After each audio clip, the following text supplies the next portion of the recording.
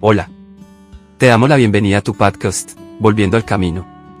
En esta ocasión, te presentamos la serie La Iglesia del siglo I, según el día de hoy, desde la perspectiva de Watechuan Nee.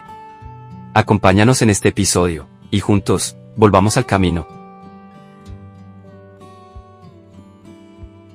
Watechuan Nee nació en China en 1903, en el seno de una familia cristiana de tercera generación. Se convirtió a los 17 años y, desde ese momento, dedicó cada día de su vida adulta a una sola pregunta: ¿qué es la Iglesia? ¿Y cómo debe vivir? Estudió las Escrituras con una profundidad extraordinaria, viajó extensamente para aprender de otros maestros, y escribió decenas de libros que siguen siendo leídos en todo el mundo, décadas después de su muerte. Pero lo que hace a Nee verdaderamente excepcional no es solo la profundidad de su pensamiento, es el costo que pagó por sus convicciones. En 1952, el gobierno comunista de China lo arrestó bajo acusaciones fabricadas. Pasó los últimos 20 años de su vida en prisión, sin retractarse jamás de su fe ni de su visión de la Iglesia. Murió en su celda en 1972, dejando una nota junto a su cuerpo que decía simplemente: Cristo es el Hijo de Dios que muere por el rescate de los pecadores y resucita al tercer día. Esto es el mayor hecho del universo. Muero creyendo en Cristo. Pocos maestros en la historia de la Iglesia han tenido la combinación de profundidad intelectual y profundidad de sufrimiento que Nee tuvo. Eso da un peso particular a todo lo que escribió sobre la Iglesia. No son las reflexiones de un académico distante, sino las convicciones de un hombre que estuvo dispuesto a morir por ellas. Primera contribución: la distinción entre la obra y la Iglesia. Una de las aportaciones más originales y prácticas de Nee es una distinción que parece sencilla pero que tiene implicaciones enormes: la diferencia entre la obra y la Iglesia. La obra, en el lenguaje de Nee, se refiere al trabajo apostólico itinerante, predicar el Evangelio en nuevos lugares, plantar iglesias, establecer comunidades de creyentes donde no existían, y fortalecer las que ya existen. La Iglesia se refiere a la expresión local y permanente del cuerpo de Cristo en un lugar determinado. La comunidad de creyentes que vive junta, se reúne regularmente, se cuida mutuamente, y da testimonio de Cristo en su ciudad. El problema histórico que Nee identifica es que estas dos realidades se han confundido y mezclado de maneras que producen distorsión en ambas. En el Nuevo Testamento, la distinción era clara y se respetaba con cuidado. Pablo llegaba a una ciudad, predicaba el Evangelio, una iglesia nacía, y después de un tiempo nombraba ancianos locales y seguía adelante. La iglesia quedaba completamente autónoma, gobernada por sus propios ancianos, bajo la única cabeza que es Cristo, sin depender financiera ni organizacionalmente de ninguna estructura externa. La iglesia de Éfeso no le rendía cuentas a Antioquía. La iglesia de Corinto no dependía de Jerusalén para sus decisiones. Cada iglesia local era, en ese sentido, completa en sí misma. Lo que ocurrió con el tiempo, y lo que se agravó enormemente con el surgimiento de las misiones denominacionales a partir de la Reforma, es que las estructuras que realizaban la obra comenzaron a gobernar a las iglesias que producían. Una misión bautista llegaba a un país, plantaba iglesias, y esas iglesias quedaban bajo la autoridad doctrinal, financiera y estructural de la misión bautista. Una misión presbiteriana hacía lo mismo. Y así, cada iglesia local quedaba siendo, en la práctica, una sucursal de una organización más grande con sede en otro lugar. Nee señala que esto no es el patrón del Nuevo Testamento. La obra sirve a la iglesia, no la gobierna, y cuando la obra comienza a gobernar a la iglesia, inevitablemente la iglesia pierde su capacidad de vivir bajo la única cabeza que Cristo pretendió que tuviera. Segunda contribución: el principio de la ciudad. Relacionado con lo anterior, Nee desarrolló lo que llamó el principio de la ciudad, una observación exegética del Nuevo Testamento que tiene consecuencias directas sobre la manera en que entendemos la unidad y la diversidad de la Iglesia. Al estudiar cuidadosamente cómo el Nuevo Testamento habla de las iglesias, Nee notó algo que es difícil de ignorar una vez que se ve. La unidad de la Iglesia siempre está determinada por la ciudad, no por la denominación, la doctrina secundaria, o la preferencia de estilo. Hay la iglesia en Éfeso, no la iglesia bautista de Éfeso, y la iglesia presbiteriana de Éfeso, y la iglesia carismática de Éfeso. Hay la iglesia en Corinto, una sola, aunque se reuniera en múltiples hogares a lo largo de la ciudad. Cuando Pablo escribe a las iglesias de Galacia, usa el plural porque se refiere a ciudades diferentes, no a denominaciones diferentes dentro de la misma ciudad.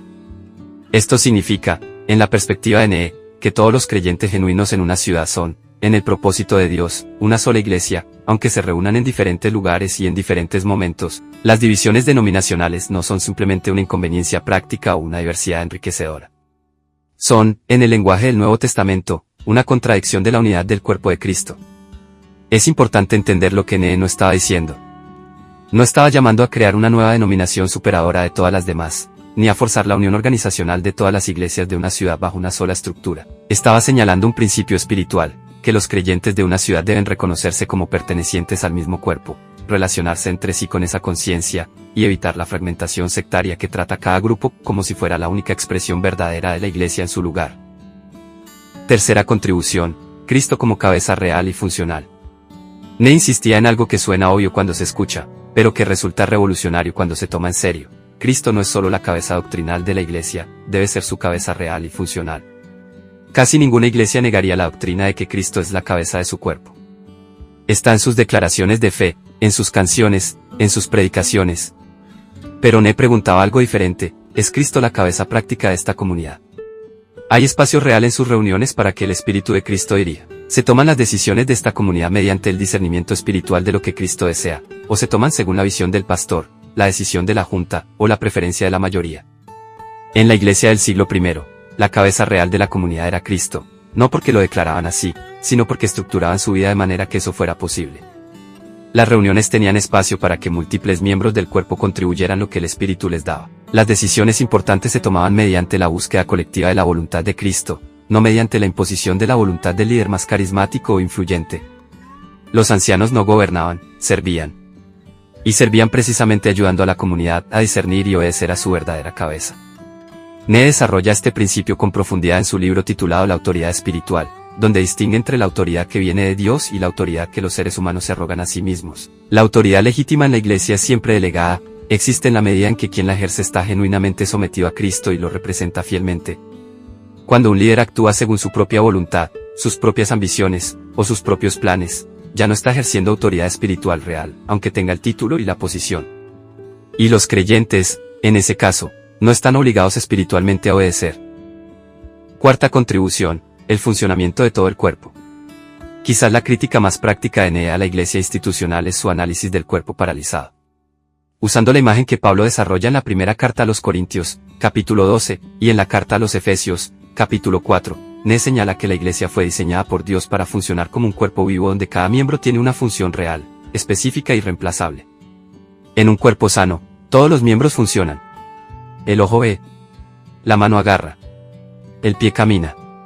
El oído escucha. Si un miembro deja de funcionar, el cuerpo sufre, no solo ese miembro, sino todo el organismo. Un cuerpo donde solo uno o dos miembros funcionan mientras el resto permanece pasivo no es un cuerpo sano. Es un cuerpo gravemente enfermo, aunque el miembro que funciona sea extraordinariamente talentoso. Ne aplica esta imagen a la iglesia con precisión.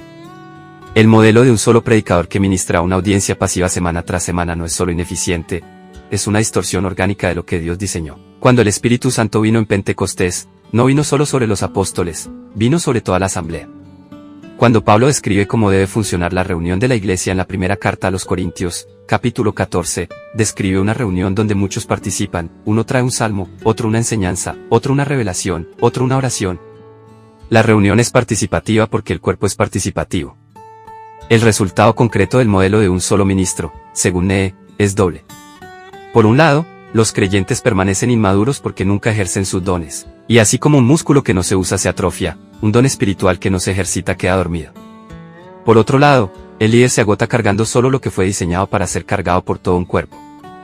Ambos padecen la consecuencia de una estructura que contradice el diseño de Dios. La solución que Ne propone no es reorganizativa sino orgánica. Cuando hay vida genuina del espíritu en una comunidad, los dones emergen naturalmente, los miembros del cuerpo comienzan a funcionar, y el liderazgo sabio no monopoliza el ministerio sino que lo identifica, lo libera, y lo orienta hacia la edificación del conjunto. Quinta contribución: el liderazgo plural de ancianos. Directamente relacionado con lo anterior, Ne estudió con cuidado el patrón de liderazgo del Nuevo Testamento, y llegó a conclusiones que contradicen directamente la práctica de la mayoría de las iglesias modernas. En el Nuevo Testamento, el liderazgo de cada iglesia local era siempre plural y siempre local. Cuando Pablo y Bernabé regresaron a las iglesias que habían plantado en su primer viaje misionero, constituyeron ancianos en cada iglesia, en plural, sin excepción. Esto aparece registrado en el libro de los Hechos, capítulo 14, versículo 23. Cuando Pablo escribió a Tito instruyéndolo sobre cómo organizar las iglesias de Creta, le dijo que nombrara ancianos en cada ciudad, nuevamente en plural. Esto lo encontramos en la carta a Tito, capítulo 1, versículo 5. Cuando Pedro escribió a las iglesias dispersas, se dirigió a los ancianos como un grupo, no a un líder singular. Lo vemos en la primera carta de Pedro, capítulo 5, versículos 1 al 2. El modelo de un solo pastor como líder único y central de una congregación local simplemente no aparece en el Nuevo Testamento. Lo que sí aparece es un grupo de hombres maduros, llamados ancianos, o presbíteros, o supervisores, términos que el Nuevo Testamento usa de manera intercambiable, que comparten la responsabilidad del cuidado pastoral de la comunidad. Ninguno de ellos tiene autoridad unilateral. Ninguno de ellos es el dueño de la visión. Todos juntos buscan discernir la dirección de Cristo para la comunidad a su cuidado. Nee también señala que estos ancianos no eran designados arbitrariamente ni elegidos por votación popular. Eran reconocidos, es decir, ya existían en la vida de la comunidad como personas de evidente madurez espiritual, carácter probado y don pastoral, antes de que su función fuera formalmente reconocida. La designación no creaba su autoridad espiritual, confirmaba una realidad que la comunidad ya podía ver. Sexta contribución: la mesa del Señor como centro. Para Nee, la cena del Señor no era un ritual periódico administrado por un clérigo, sino el centro de gravedad de la vida de la iglesia. La mesa del Señor, y nótese que Nee siempre habla de mesa, no de altar, era el punto donde la iglesia declaraba semana a semana su identidad más fundamental: somos el cuerpo de Cristo, reunidos alrededor de Él, dependientes de Él. En la iglesia del siglo I, la cena del Señor se celebraba en el contexto de una comida real compartida. No era una pequeña galletita y un vaso diminuto de jugo administrado solemnemente por un sacerdote o pastor.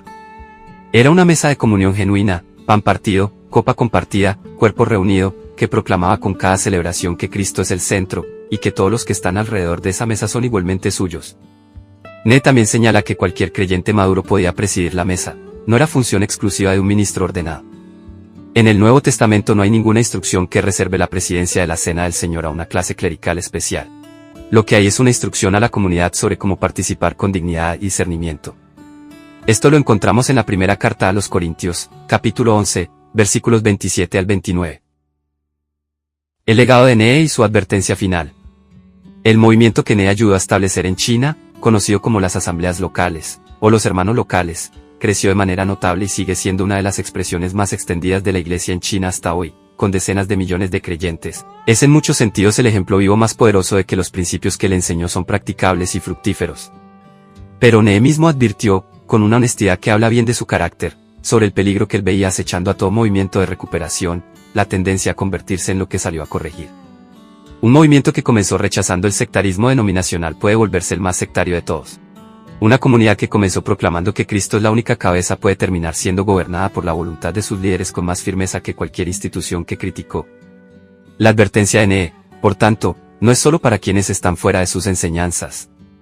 Es para quienes la siguen, que ninguna estructura, por bíblica que sea en su diseño, produce automáticamente vida espiritual genuina. La vida viene de Cristo. La estructura, cuando es fiel al patrón del Nuevo Testamento, puede canalizar esa vida o suprimirla, pero nunca puede crearla. La pregunta que Nee deja abierta para cada comunidad es esta: ¿está Cristo realmente gobernando aquí? ¿O estamos gobernando nosotros en su nombre? Este episodio está basado principalmente en las obras de Watchman Nee. La vida normal de la iglesia cristiana, la autoridad espiritual, el cuerpo de Cristo, y su libro titulado Repensando la obra, cuyo título original en inglés es The Thinking the Word.